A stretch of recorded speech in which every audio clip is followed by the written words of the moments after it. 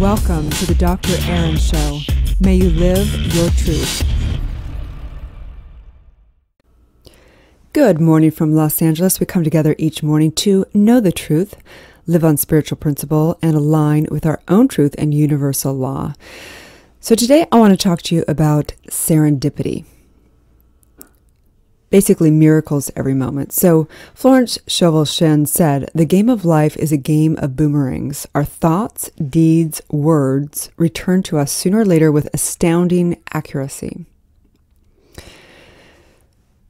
So on June 22nd of 1998, the universe rotated 180 degrees in my perception. Not in reality, but in a multiverse kind of way. I was watching the classic movie The Wizard of Oz late one night when I had a major epiphany. This famous movie is, I don't know if I'm sure most of you guys have seen it, but maybe not. So it's about a young girl from Kansas, and her name's Dorothy. And she's swept away in her house by a cyclone with her dog Toto, okay? Her home is dropped on top of the Wicked Witch of the East of Land of Oz, where she meets the Good Witch of the North, and the witch which gives her a pair of red ruby slippers. And it tells her that the only way for her to return home is for her to visit the Emerald City and ask the Wizard of Oz for help. So the entire movie is basically following Dorothy down this yellow brick road. And on this yellow brick road, she meets a scarecrow who wants a brain, and a tin man who wants a heart, and a cowardly lion who wants courage. And she invites them to all go down to meet the Wizard of Oz at the Emerald City in hopes that he can help all of them. And so it's this fun adventure, and they're dancing and going through all their emotions, and it's this beautiful, classic, iconic movie. And after a long stream of events and realizing no one can help them, they literally get to the Emerald City and they can't be helped still. Glinda, the Good Witch, tells Dorothy, "You've always had the power to go back to Kansas." And then the Scarecrow asks, "Then why didn't you tell her?" And Glinda, the Good Witch, says, "Because she wouldn't have believed me. She had to learn it for herself." And the point is that right there, in that moment, watching that movie, directly on the television screen, was a secret of awakening.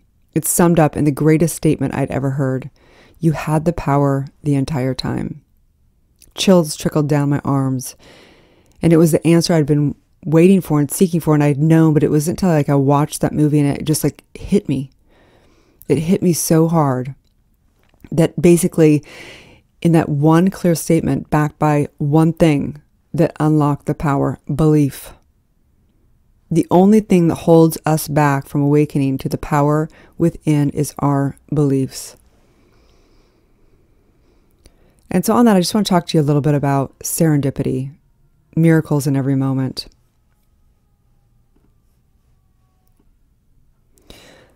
So when I first heard of serendipity, I had basically thought a lot about, having these moments in life where you're walking down the street and everything you feel like can flow with all of life.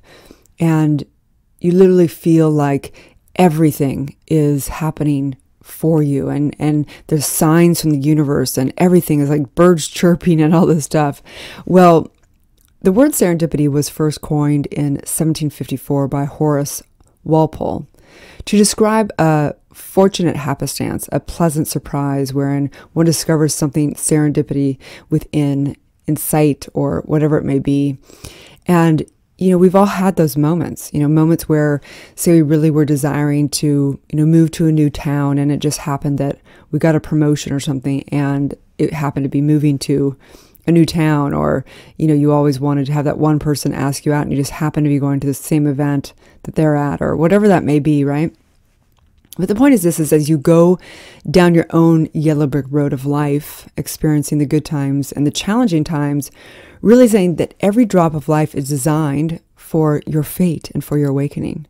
And sometimes it feels very serendipitous, and sometimes it feels completely the opposite.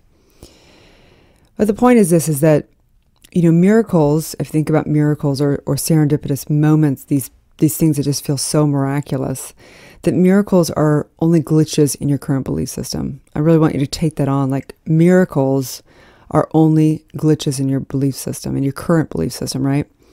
So Dorothy and that saying that everything comes down to the belief, that you had it in you the entire time. But you had to believe that you had it in you the entire time. So if you look at how thought and thinking and how powerful it is, it's like literally our beliefs create our thoughts and our feelings and emotions and then the circumstances of our life. And really belief, if you take it down, it's actually identity is what beliefs are. It's actually identity. You're such a powerful believer that the moment you consider yourself to be something, you are that, and you put a whole stream of events into place. And so we have to ask ourselves, what is serendipitous? What is an accident? What's not an accident? There's things that happen that do not feel serendipitous at all. Like terrible things happen, or things we don't want to happen, or, breakups, or our job's not going the way we want, or health isn't going the way we want. And so we have to understand and come into this place of awakening, because we really, until we awaken, knowing that our consciousness is creating everything. And we have to know it's not just our individual consciousness, our consciousness is the collective, and it is the cosmic. And if when you take a look at it like that, then you can begin to see how everything is serendipitous. It's all the outpicturing of what's happening in consciousness. And really it comes down to the belief, because we're putting all of what we see through, the lens we see through is through our beliefs and our identity, right? Dalai Lama, wrote a book called basically The Perception of the Universe. He was so incredible in that he saw that the entire world is like an organ. We're like an organism. This entire universe is an organism.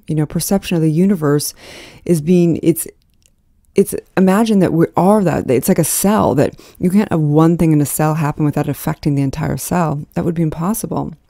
So he really sums this up, knowing that we are that, we are one with all this. And the law of correlation really shows us this, that the law of correlation basically says that the universe has to react and respond and show you and directly result and mirroring back that which that you are, right? So all of this is this encoded thing, this total certainty of a symphony that we are. There's another term coined, and it's called Zemblanity. And Zemblanity is basically a term that is used to describe when unhappy or unlucky or negative things happen. And just knowing this, that, sometimes say there's a car accident or something, like how could I have created that? But it's not the I that you think you are, right? It's not the I that you think you are. It's the I am. That I, the big I. And so in just knowing this, that there's responsibility in understanding that you are responsible for all of it, of course, right? But knowing this also is where the freedom lies. Because if you understood how powerful you really are, and that really we've created this entire thing here, that when we get there, we don't have resistance. We don't feel like we're the effect of life. We begin to inquire into how we are causing it, how we have caused it from the standpoint. And so in the law of correlation, we really get to begin to see the serendipity moments and the Zemblanity moments and all this, and understand how the good, the bad, and the ugly is all here for one thing. And it's to help us awaken, to help develop our consciousness and choose to make new programming and put new beliefs in, so that we can experience more and more being in that flow, and more being in the serendipitous moments, because we all want to be there in that flow state. So the question is, are you ready to tap into your own personal power? Are you ready to experience serendipity at a level you've never experienced? Because that's really the joy of awakening. There's a high in there of experiencing and being one with the universe that no drug can give you, that no high can give you, that no material belonging can give you. That there's a flow and a relationship with yourself, with your higher self, and the entire universe that is literally the space that is miraculous all the time. So today I invite you to wake up, to decide to wake up, to see life as the outpicturing, to question and inquire into, what is my consciousness? The law of pure potential states that at the core of you is infinite consciousness, the connection between your individual consciousness and your cosmic consciousness. There is an unending divine source within. All energy is pure potential until it is observed and informed. Your beliefs set the limit of demonstration of this principle, which of itself is without limit. It is ready to fill everything because it is infinite. Your ability to have abundance is entirely a question of your own reciprocity to this universal intelligence. So however much you're able to have it, how much you're able to receive it, how much you're able to really let yourself go and accept, receive, right? So just questioning and asking yourself today, how committed are you to waking up? How much? Are you ready? How much do you believe that you have the power to create your reality and inform and create and actually inform and actually like make a difference in the collective culture, the collective consciousness, right? How much do you believe that you can create financial abundance for yourself and health and amazing relationships? Do you believe? Because if you don't believe that you're worthy of these things, how are you ever going to receive them? And so just coming in this moment into, the daily spiritual practice around this is to just simply observe, to just pretend like you are and have created every last drop of the universe. And just stepping into that like you're putting on an outfit for the day and just trying it on. You don't have to believe it 100%, but maybe if you try it on, maybe you'll see something new. Or see how if you shifted your beliefs or your thinking that maybe you'd actually see a circumstance or a relationship or a health issue or whatever, you might see it differently and understand the benefits at some level, the blessings, the lessons, right? And so in that, I just know today is a powerful day to step into serendipity and have miracles everywhere at all points in time. So on that note, have a beautiful day and may you live your truth. Thanks again for tuning in to Dr. Erin and Soul Society podcast. I'd like to invite you to write a review on iTunes. Also, I have a free gift for you, a money meditation and worksheet, which you can find at soulciety.com.